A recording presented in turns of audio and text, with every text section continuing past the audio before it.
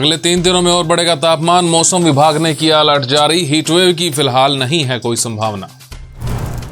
पंजाब में बिजली की खपत कम करने के लिए बदला गया सरकारी दफ्तरों का टाइम। गर्मियों में सुबह 7:30 बजे से खुलेंगे दफ्तर। रेल में सामान चोरी हुआ तो रेलवे को देना होगा जुर्माना। चंडीगढ़ कंज्यूमर कमीशन ने एक यात्री के पक्ष में सुनाया फैसला। नमस्कार, मैं हूं संजय सेठी। आप देख रहे हैं जेसीडी टाइम्स। मौसम विभाग ने अलर्ट जारी कर बताया है कि अगले 3 से 5 दिनों में गर्मी बढ़ने वाली है।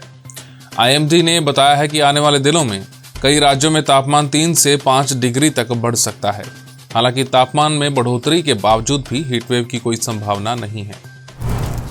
पंजाब में बिजली की खपत को कम करने के लिए मुख्यमंत्री भगवंत मान ने बड़ा फैसला लिया है। गर्मी के पीक सीजन में सरकारी दफ्तरों के समय में बदलाव किया गया है। सीएम मान ने बताया है कि अब प्रदेश में सरकारी दफ्तर सुबह 7:30 बजे से दोपहर 2 बजे तक खुलेंगे। चंडीगढ़ स्टेट कंज्यूमर कमीशन ने ट्रेन यात्रियों के हक में एक अहम फैसला सुनाया है। कमीशन ने कहा है कि अगर ट्रेन के आरक्षित डिब्बे में यात्री का सामान चोरी हो जाए तो यात्री की चोरी हुए सामान की भरपाई रेलवे को करनी होगी। ट्रेन में हुई स्नैचिंग की एक वारदात के लिए रेलवे को जिम्मेदार ठहराते हुए रेलवे के यात्री को सामान की कीमत अदा करने का आदेश जारी किया है। ट्विटर ने अपनी नई पॉलिसी के तहत बीबीसी को सरकारी मीडिया करार देते हुए सुनहरे रंग का लेबल दिया है। 22 लाख फॉलोअर्स वाले बीबीसी के ट्विटर हैंडलर पर आपको अब गवर्नमेंट फंडेड मीडिया लिखा हुआ नजर आएगा। हालांकि बीबीसी का कहना है कि इसे लेकर ट्विटर से बात की जा रही है। बैसाखी पर आयोजित हो रहे धार्मिक समागमों के बीच यहां तलवंडी साबो स्थित एक कॉलेज की दीवारों पर खालिस्तान के समर्थन में नारे लिखे दिखाई दिए हैं। इसके अलावा यहां एसडीएफ का झंडा भी लगा नजर आया है। तलवंडी साबो में पुलिस की नाकाबंदी के साथ ही पैरामिलिट्री फोर्स कई जगहों पर तैनात कर दी गई है। वर्ल्ड बैंक ने पाकिस्तान की ग्रोथ रेट में कटौती की है। विश्व बैंक ने पाकिस्तान की ग्रोथ रेट को 2% से घटाकर 0.4% कर दिया है। द एक्सप्रेस ट्रिब्यून की रिपोर्ट के अनुसार विश्व बैंक ने कहा है कि एक के बाद एक कई आर्थिक झटकों के कारण इस वित्त वर्ष में करीब 40 लाख पाकिस्तानी गरीबी रेखा के नीचे आ गए हैं।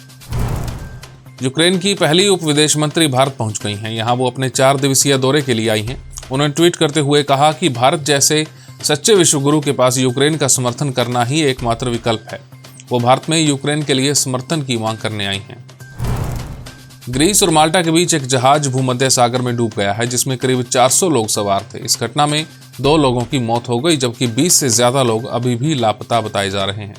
दरअसल ये घटना तब हुई जब जहाज नॉर्थ अफ्रीका से भूमध्य सागर को क्रॉस कर रहा था।